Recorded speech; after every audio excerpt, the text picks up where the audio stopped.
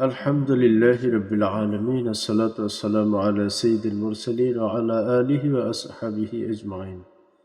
দূরের এবং কাছের, দেশের এবং প্রবাসের যে যেখান থেকে আমাদের ভিডিওটি দেখছেন সকলকে আন্তরিক শুভেচ্ছা এবং মোবারকবাদ। আসসালামু আলাইকুম ওয়া রাহমাতুল্লাহ।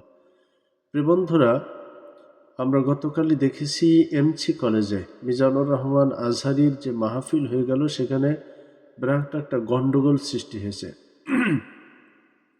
এবং গত এক তারিখ থেকে শুরু করে ৩ তারিখ পর্যন্ত যশোর আদ্দিন ফাউন্ডেশনের উদ্যোগে যে মাহফিলটি সংগঠিত হয়েছে, এখানে ৩ তারিখে মিজানুর রহমান আজহারী কিছু কথা বলেছিলেন। সেই কথাগুলোকে ট্রল করে বাংলাদেশের রাজনৈতিক কিছু বিশ্লেষক নানা ধরনের কথাবার্তা উত্থাপন করেছে। সর্বোপরি দেখা যাচ্ছে রাজনৈতিক ব্যক্তিবর্গের কাছেও মিজানুর রহমান যেন বিষের ছোঁয়া লাগিয়ে দিয়েছেন এবং পীরপন্থী যারা, তাদের একজন সাদিকুর রহমান নামের একজন বিশিষ্ট আলেমে দিন, পীরপন্থী, তিনি কতটুকু এলেম রাখেন জানি না, মিজানুর রহমান আজহারীর কল্লা দিতে পারলে তাকে 10 লক্ষ টাকা পুরস্কার দেওয়ার ঘোষণা দিয়েছেন। আসলে তার মূল্যটা আমি মনে করি যে 10 লক্ষ টাকা যেটা ঘোষণা করেছে এটা যথেষ্ট মূল্য নয়। আমি মনে করি তার মাথার, অর্থাৎ মিজানুর রহমান আজহারীর মাথার মূল্য কোটি কোটি কোটি কোটি বিলিয়ন ডলার, যা পৃথিবী ক্রয় করার এখতিয়ার রাখে না। কারণ তার একটা মাহফিলে পৃথিবীর যে প্রান্তেই হোক, আমরা দেখেছি এর আগে যে কোরিয়াতে তিনি, উত্তর কোরিয়াতে সম্ভবত তিনি যে মাহফিল করেছে, সেখানেও লক্ষ লক্ষ জনতা উপস্থিত হয়েছে।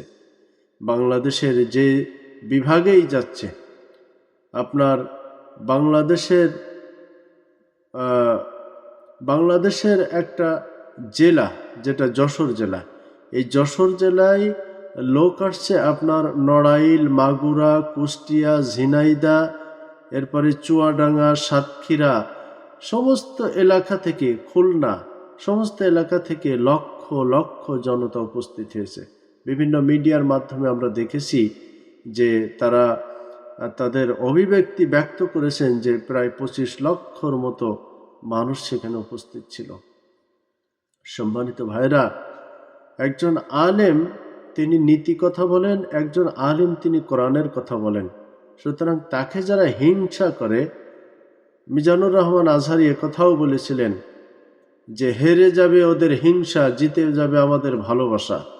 তো আজকে তাই প্রমাণ হয়েছে, যারা হিংসা করেছে তারাই হেরে গেছে, বা এখনো যারা হিংসা করবে তারা হেরে যাবে, জিতে যাবে আমাদের ভালোবাসা, আলেমদের ভালোবাসা, আলেমদের আন্তরিকতা, আলেমদের মহব্বত, আলেমদের উদারতা। এদেশে সর্বক্ষেত্রে যদি কোনো ভালোবাসা, কোনো উদারতা, কোনো আন্তরিকতা দেখিয়ে থাকে, তাহলে সেটা আলেমরাই দেখায়। আর যারা বিভিন্ন নামে বেনামে নীতি কথা বলে, ইসলামকে বাদ দিয়ে, তারা এদেশের সবচাইতে বেশি ক্ষতি করেছে। এবং তারা রাজনৈতিক মঞ্চে, বিশেষ করে ভোটের সময় যখন আসে, সাদা পাঞ্জাবি আর পায়জামা পরে, তারা সাদা টুপি পরে তারা মাঠে নামে। কেউ কেউ ভোটের আগ দিয়ে কাবা শরীফের গ্লাভ ধরে, হাতে তসবি নিয়ে ছবি ছেড়ে আপনার ভোটের প্রচার শুরু করে দেয়। তাদের পতন হয়েছে। এখনো যদি তারা এইটা করে, তাহলে যারা করবে তাদের পতন সুনিশ্চিত হবে। এটা মানে কোনো অবস্থাতেই বলার ভাষা অপেক্ষা রাখে না। সুতরাং যারা হিংসা করছেন আলেমদেরকে, আপনারা এখনো সতর্ক হয়ে যান।